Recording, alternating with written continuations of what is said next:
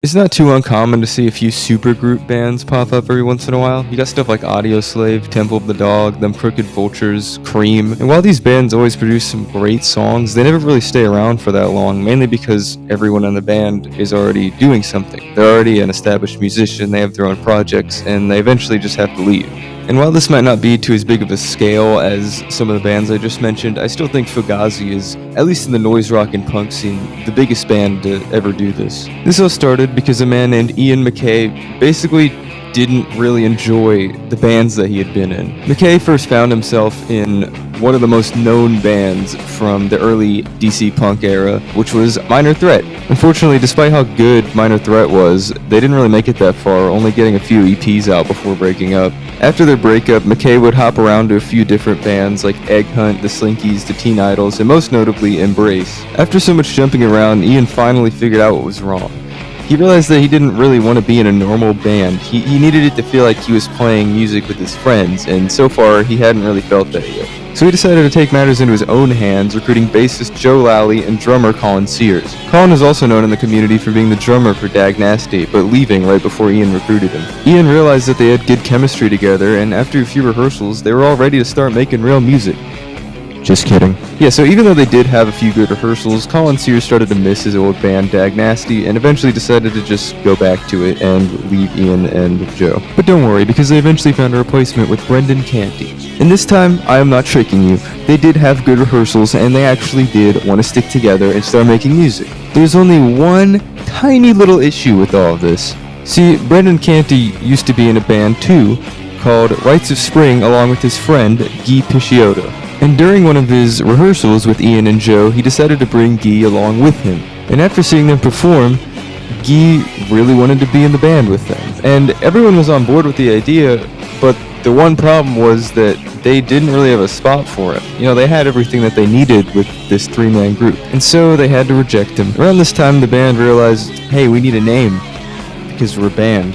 They picked the name Fugazi, which is a Vietnamese word that means beyond repair or extremely fucked up looking. The name came from a book that Ian had read called Nam, which is about the Vietnam War, and they all just sort of agreed that it was a good name. With the band finally having a name, they booked their first show at the Wilson Center in Washington, D.C. For being a new band, they did pretty well for the first show, and afterwards they finally found a position for Guy Picciotto in the band. Taking inspiration from hip-hop bands at the time, mainly Public Enemy, they decided that he could be sort of like a backup singer hype man, similar to Flavor Flav. In 1988, the band would team up with producer Ted Nicely to create their first two EPs. The first EP was self-titled with 7 tracks, while the second one, Margin Walker, had 6 tracks. Now separately, nobody really listens to these EPs, but a year later in 1989, they would be repackaged into a compilation album called 13 Songs. And for some reason, maybe it was because both of the EPs were in the same place, this did a lot better and really got a lot more attention on the band. Now even today, this is still considered one of their best bodies of work, and I can definitely see why. The first song, Waiting Room, does a really good job of easing you into the song.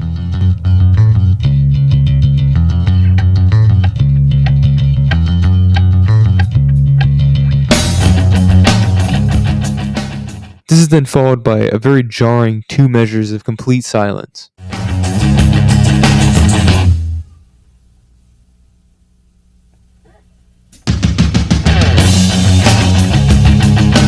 Apparently there was originally supposed to be a lyric there, and if you listen to the demo version of the song, you can hear the start of it, but then they mess it up and stutter and then laugh about it. And they figured it'd be kind of funny to reference that in the official release by putting 2 measures of silence where that lyric would be.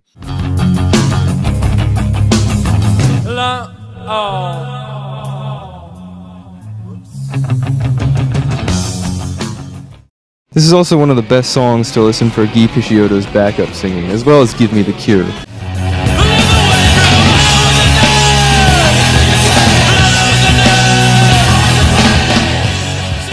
And I just love the start of Burning. It's just so groovy, and that bass line that comes in on top of it is just the cherry on top. It's fucking perfect.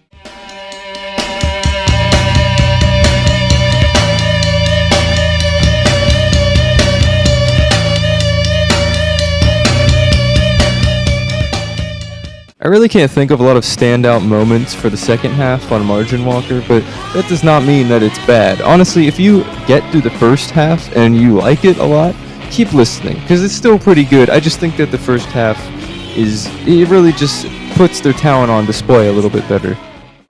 Alright, you're watching the 90s. Great.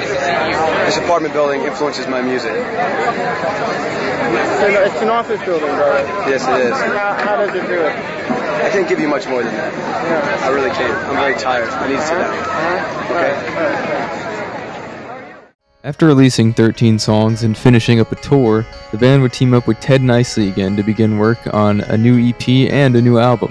The EP would be called 3 Songs, and they're not lying. It's a pretty good little EP, but more importantly, Repeater came out this year, in March of 1990. And this is the start of Fugazi's insane refusal to promote anything they make, or, sign with a label, or really do anything to promote their songs. No singles, no merch, no nothing. This album released as quietly as possible. Now, for their debut album, some would probably call that insane. And yeah, you'd be right. But somehow, they managed to sell over 300,000 copies of this album just by getting attention at live shows. Now, after the success of Repeater, a lot of major record labels saw this and were giving them some pretty good offers, but they continued to refuse. Instead, Ian would make his own record label, Dischord Records, and everything that they made would release under this instead. Now, for a lot of people, this is the best Fugazi album, and by the way, Fugazi doesn't really have a bad album, but for me, I would say this one isn't really all that special compared to some of the stuff they would make later, but that does not mean it's bad. In fact, it's definitely better than 13 Songs. Sorry if that's controversial.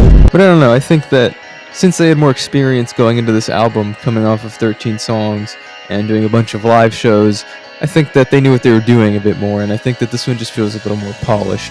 My standout tracks would have to be Repeater for its shrieking guitar,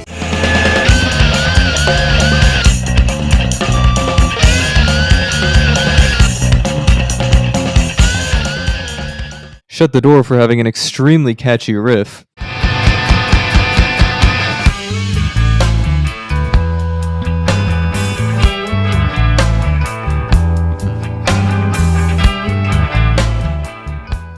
and Brendan number 1 for being just a very groovy ass instrumental for 2.5 minutes.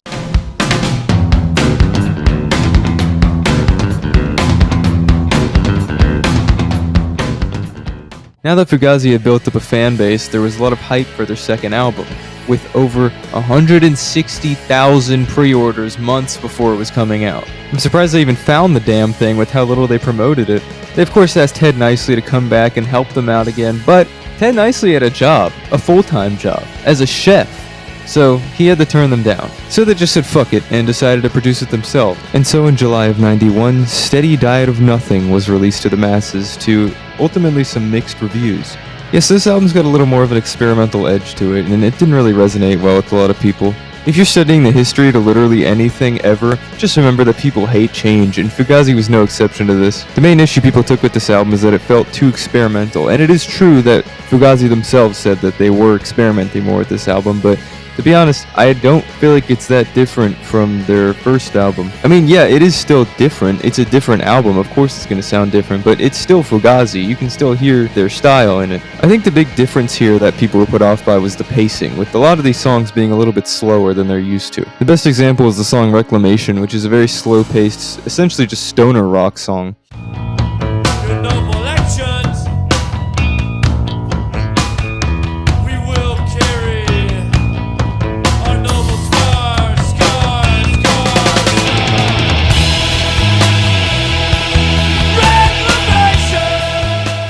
There's also a lot of strange and experimental guitar parts on this album. A good one is in Latin Roots, where the guitar sounds almost menacing in a way. And then you stop speaking, chasing your father's footsteps, in your mother's shoes, going up and over, and you cross out your Latin roots. And Steady Diet also has a pretty similar moment.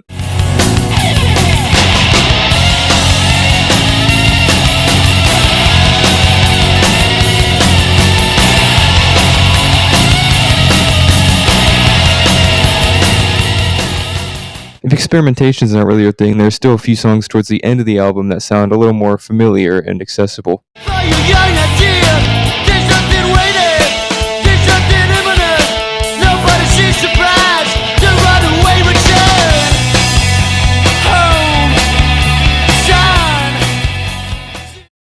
Direct actually distributes all sorts of DC stuff. We must have 300 or 400 records or different titles, and a lot of those records, quite a few of them, are on labels that we helped get started, or bands that we helped put the records out. For us, it's more about the documentation of everything, the documentation kind of overall.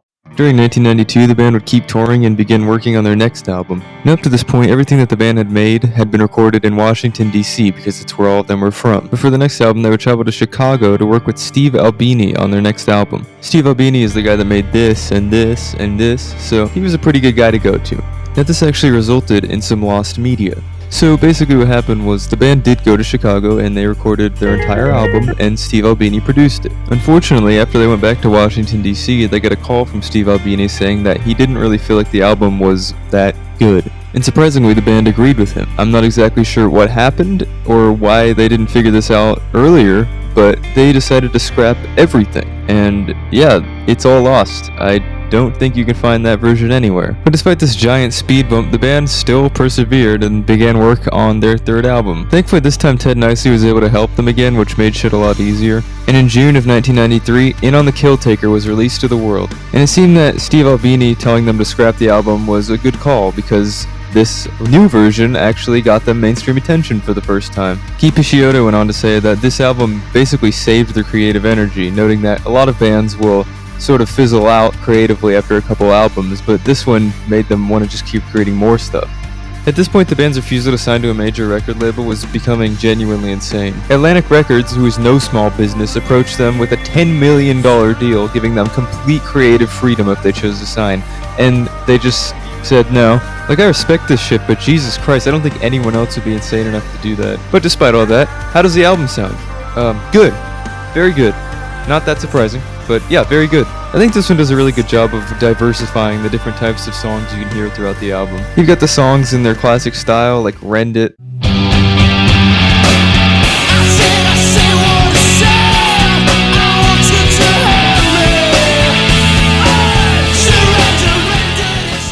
Walk-In Syndrome.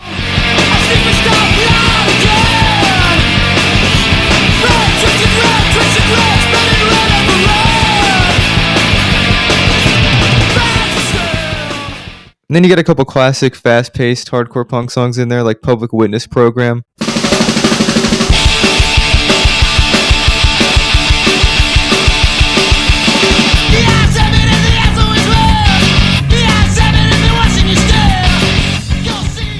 And Great Cop.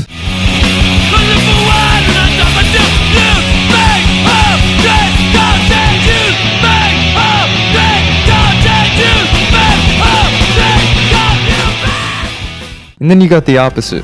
Very long and methodical tracks. In fact, the longest song on this album, 23 Beats Off, is almost 7 minutes, and it kind of gives me Spider-Man vibes.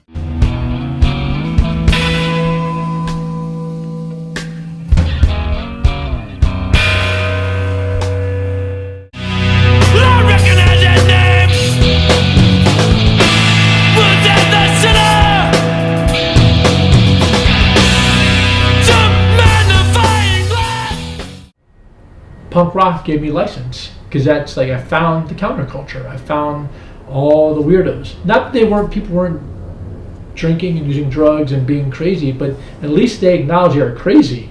This is what I would consider Fugazi's final phase in music. This all started in 1995 when Red Medicine, the band's fourth studio album, would be released. And the big difference with this album, besides sounding a lot more experimental, is that they actually recorded it in a studio instead of doing it live. Yeah, prior to the making of Red Medicine, the band actually recorded every album and EP live, which is pretty cool. But with more and more complex ideas, they really just couldn't do that anymore, and they sought out professional help.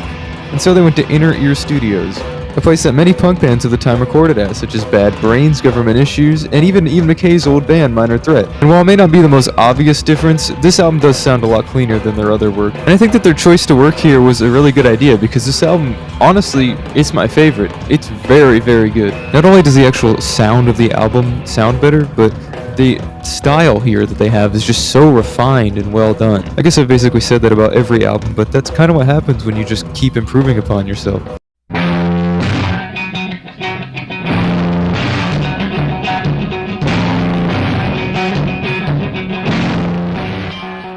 Thankfully, it isn't that experimental the entire way through, but I do think it's a cool way to just start your album.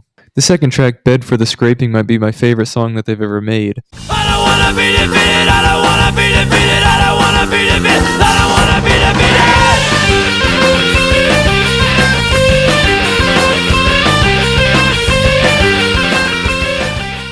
It's just so snappy and to the point, and it's by far one of their angriest songs. I also really like the song Birthday Pony for some reason, and I really don't know why. It's not like it's the best song on the album or anything, but I always just end up coming back to it. If you've never listened to Fugazi, I think this is the definitive album to start with.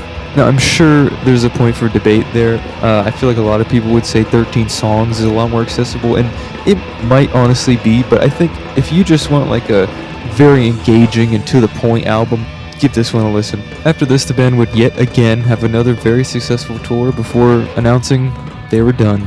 They were retiring. Nah, I'm just kidding. While it would be 3 years in between albums, goddamn, their next album would be very, very weird. And in 1998, End Hits was released. There's so many songs in this album that just have nothing to do with hardcore punk or post-hardcore punk or noise rock or whatever you want to call it. It's just something different. Like, there's a song in this album called No Surprise, which is a pretty chill song. Like, really, there's not that much screaming in it or anything. But then just like halfway through when you're grooving out to it, it just stops.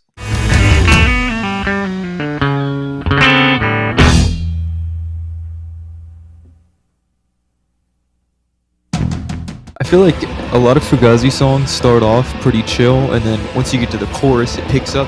A lot of these songs, honestly, it feels like you just have that beginning part, but continue through the entire song. Like, it doesn't pick up that much, and it's interesting. It's a very chill style, which is, you know, it can throw you off pretty easily if you're not expecting it. I think the best example for this sort of slower style is the song Floating Boy, which is a 6-minute song. And goddamn, does it use all 6 of those minutes to make you feel like you're stranded in the desert dehydrating.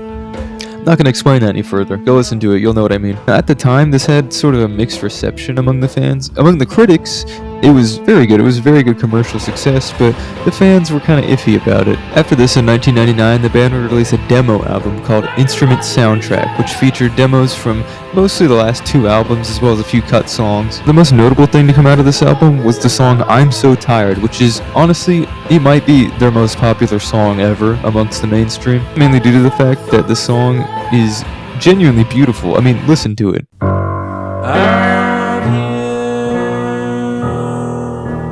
barely see my breath surrounded.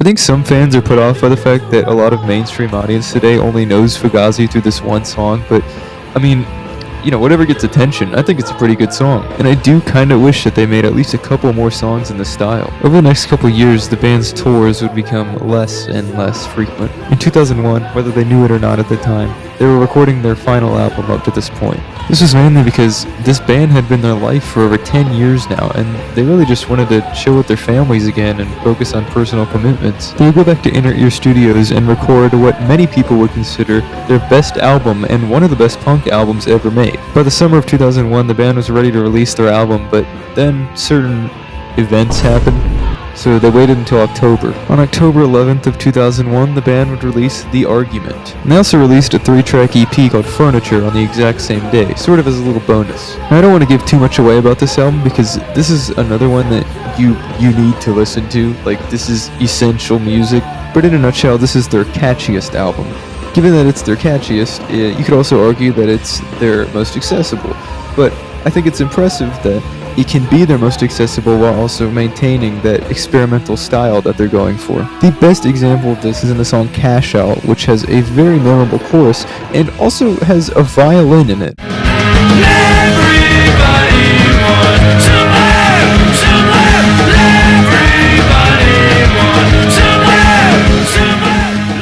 Another good song is The Kill, which has a chorus with a guest singer, and I don't know who it is. I can't figure out who it is. I've tried. I've really tried to look. Let me know in the comments if you know. It's some female backup singer. Will the violence stop? Nobody, and I love it.